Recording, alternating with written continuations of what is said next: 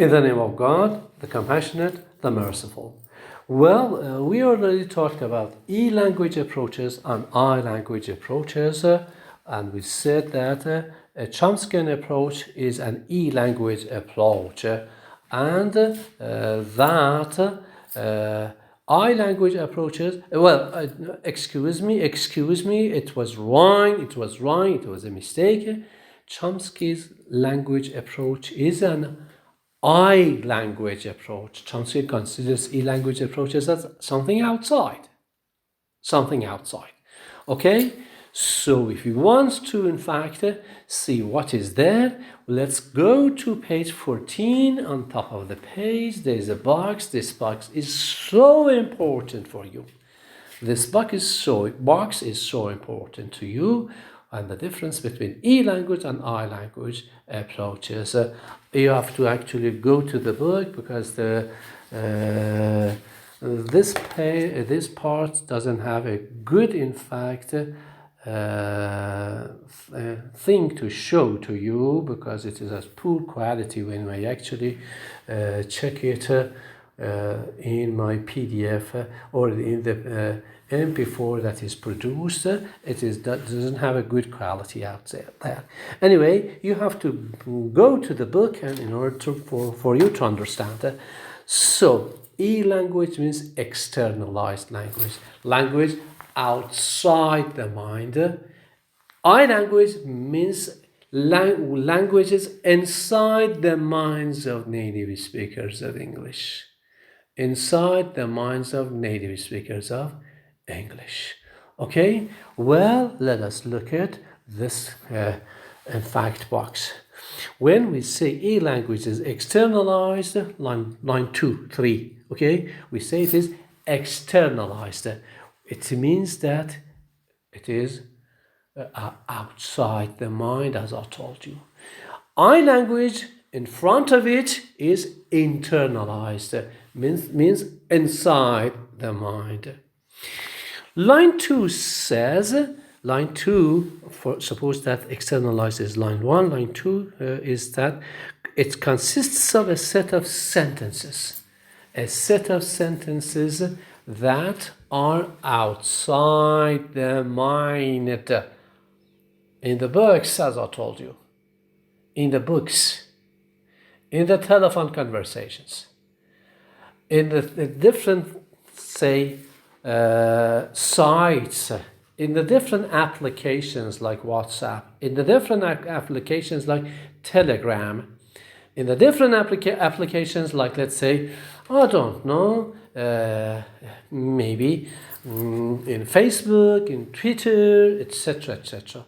These are outside the mind. These are in the applications, in the books, etc., outside, in the society. Okay? So these are the sentences that are outside the mind. In front of it, we see deals with the knowledge of language, which enables you to produce many sentences. How many sentences? An infinite number of sentences. You have already, mathematics, and in mathematics, we say that there is no bigger number. There is no bigger sentence, we say here, okay? There is no end to the number of sentences. How many sentences are there in English? All English sentences are a limited number. An indefinite number of sentences is taken care of in Chomsky's approach. But E-language, it only looks at the sentences, deals with the sentences actually produced. Okay? Those sentences that are going to be produced later on are not part of E-language approaches. So, we go to, when we say, so it deals with sentences actually produced. We go to the corpora. What is corpora? Corpora is, we have got a bank of sentences. A bank actually takes care of money. But a corpus, a bank like this, takes care of sentences, vocabulary, grammars there in it. Well, if we have got a very big bank of old sentences of English, it is impossible. We can take, let's say, millions of sentences into considerations in the bank. But Chomsky says the bank is limited. The bank is limited. The corpus is limited. The corpus is limited. This is not limited. It only includes 10 million, 100 million sentences. 100 million words. Small. Chomsky says, no, you have to take all sentences in the language, which it is in, well, how many sentences are there possible in English? We say indefinite number of sentences, like mathematics. Like mathematics, we say the number of sentences in linguistics for a language like Arabic, for a language like Farsi, for a language like, let's say, English, is unlimited. No limitation. No limitation. Well, 100 million is small. We have to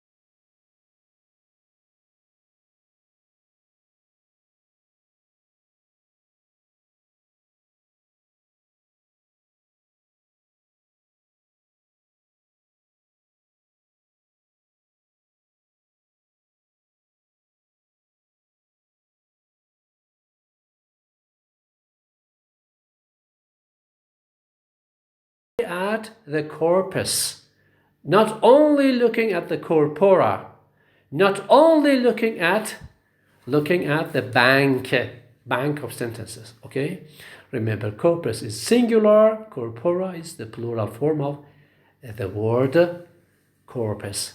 Corpus singular, corpora plural. Okay, bank singular, banks plural. Okay, so corpus singular, corpora plural. Anyway, well, so when we look at language like this, actually, we look at all languages that are, in fact, possible to be produced. We call it as something like intuitions. Well, native speakers have something inside their minds, and there is something Arabic, sham, in their minds. Of course, we use it in Farsi. I don't know where we have got the same word for Arabic for the word intuitions.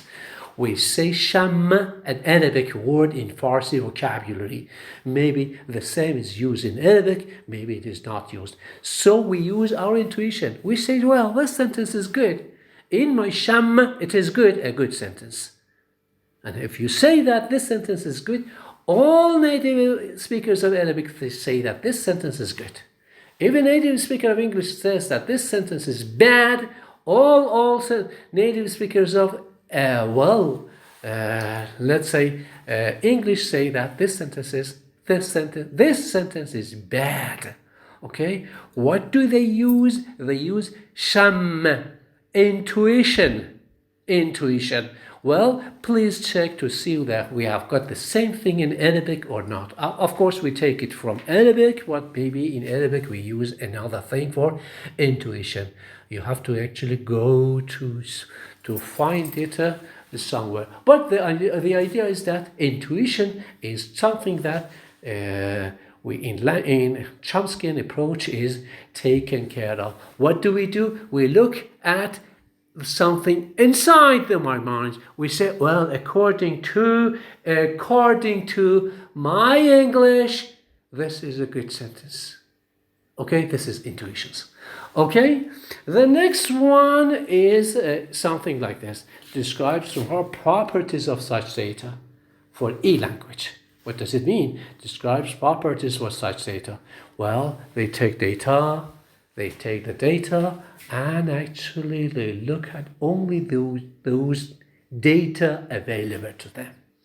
Okay, they talk about only the data available to them when we work with corpora and when we work with e-language. What Chomsky says, no limitation. Just go to your intuition. Intuition has got so many sentences. Maybe they are not all of them are produced. Okay? So describes the system in an individual's mind. The difference between Chomskyan approach and non-Chomskyan approaches is something like this. Chomsky looks at the minds of the native speakers, the mind of the child, the mind of an adult, the mind of an adult, the mind of a child, the mind of you as if you are a woman, the mind of you if you are a man. Okay, no difference. We have got the same kind of mind. And in the mind, you have got the language. This is an I language according to Chomsky. Okay, so let us say that Chomsky talks about the psychology, mind, psychology, ilmun nafs, as I told you.